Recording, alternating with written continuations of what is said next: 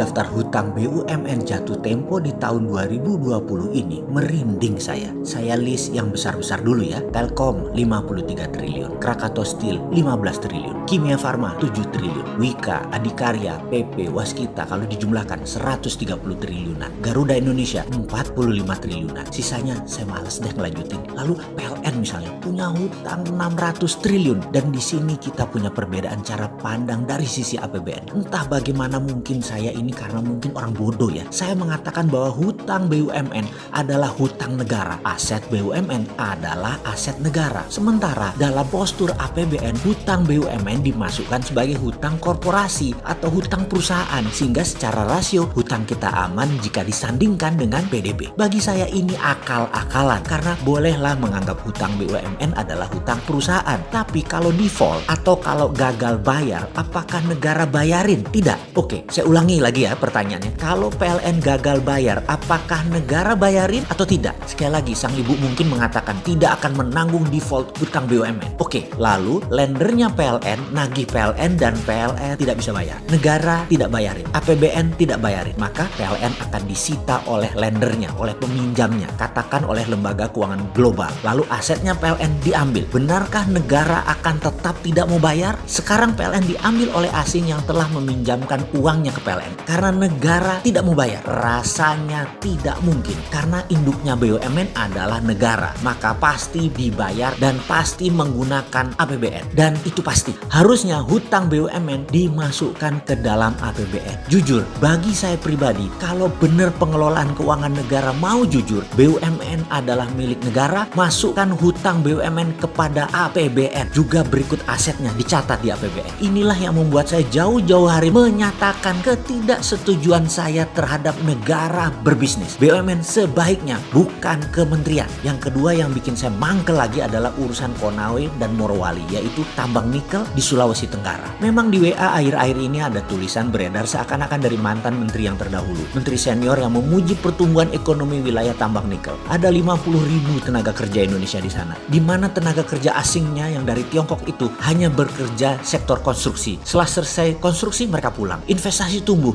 dan pendapatan daerah menjadi tumbuh luar biasa. Begitulah dia menulis. Tadinya saya mau diam aja, tapi kok sepertinya jadi kayak bener tindakan itu. Ya terpaksa kita buka-bukaan lagi. Pertama saya minta izin dulu ya. Urusan tambang jangan ragukan pengetahuan saya walaupun hanya sedikit. Namun dua perusahaan tambang saya yaitu CaOH 2 kali atau kalsium hydroxide dengan kapasitas 100 ton per hari adalah sebuah pengalaman panjang sejak tahun 1996. Kemudian pabrik litium kecil, belum skala komersial, namun cukup buat memahami apa itu dunia pertambangan, smelter, hingga proses pemurnian sampai finish produk. Pertanyaan pertama, apakah smelter nikel Konawe itu sampai pada tingkat finish produk atau hanya merupakan aktivitas untuk pembersihan impurity saja? Maksudnya bagaimana? Menurut saya smelter modelnya di NPI atau nickel pig iron itu akal-akalan Tiongkok. Itu mesin banci. Bener, mesin banci. Hanya membuang silikat dan unsur-unsur pengotor lainnya yang tidak memiliki nilai ekonomis. Namun nikel, fero, litium, kobalt, dan mineral rare earth lainnya dalam fraksi yang sangat kecil tetap tidak terbuang. Ini terangkut. Jadi masih terkandung di dalam logam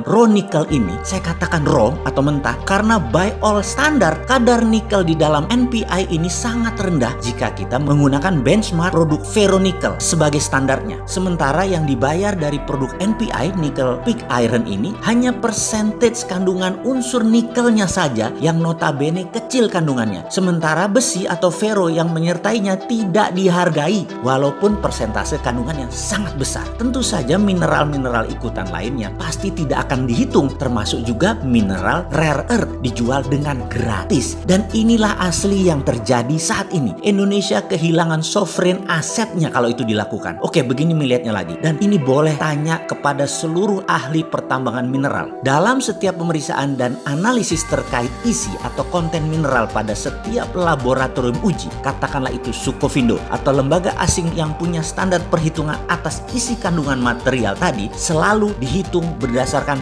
ppm atau part per million atau persen berat, di mana yang dihitung hanya mineral yang memiliki ukuran tertentu dalam range yang terbaca oleh alat atau metode pengukuran. Sedang ukuran mineral yang berada di luar range serta tidak terbaca oleh alat atau metode analisis ini dianggap nol, artinya tidak komersial atau artinya tidak menguntungkan. Biasanya pakai metode yang disebut assaying dengan pendekatan reaksi kimia atau menggunakan alat-alat tertentu lainnya melalui pendekatan fisika dengan dasar ukuran material. Pertanyaan sekarang, berani nggak menghitung konten material pakai EDAX sistem yang menggunakan spektrum warna? Di seluruh dunia, ketahuilah wahai pejabat yang terhormat, metode perhitungan isi kandungan mineral selalu menguntungkan pembeli. Karena itu mereka tidak pernah mau pakai sistem lain, maunya hanya menggunakan ukuran material saja sebagai dasar pengujian di laboratorium. Kita pemilik sovereign asset selalu dikadalin. Karena itu kalau saya sekali lagi dapat mandat nih, tak stop semua eksplorasi mineral ini. Tapi sebentar, jangan takut, nggak mungkin Sontoloyo ini dapat mandat. Orang minat belas, ambil tuh jabatan. Nggak pantas orang kayak saya ini. Jadi dalam hal ini, jangan bandingkan dengan 50.000 tenaga kerja Indonesia yang bekerja di sana. Lalu ada investasi 20 triliun sebagai sebuah kebanggaan. Pak, yang namanya investor duit 20 triliun itu ya harus balik. Kalau perlu beli pejabat, kalau perlu pejabatnya diajak masuk bisnis. Namun sebuah kepastian lain adalah aset kita, mineral kita, sovereign aset kita hilang karena silau dengan uang cepat itu pejabat. Kalau dari pendekatan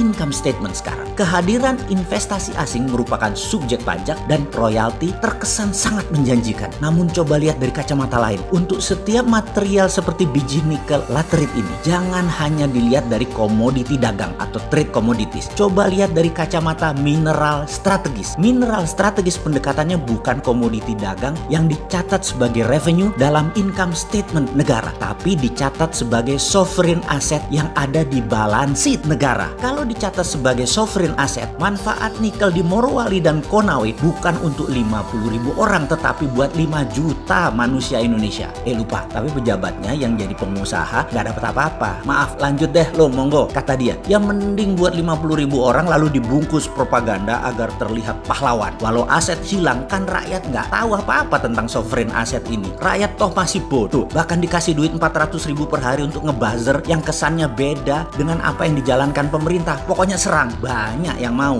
Sahabat, semoga informasi ini bisa dipahami. Sedikit kontribusi pemahaman pandangan dari sisi lain, sedikit kritis, tapi ada solusinya. Sungguh, sovereign asset itu adalah cikal bakal sovereign wealth fund yang harusnya negara mainkan di tengah pandemi ini, bukan malah menyetujui undang-undang minerba yang baru yang kemudian membuat sovereign asset kita hilang selamanya.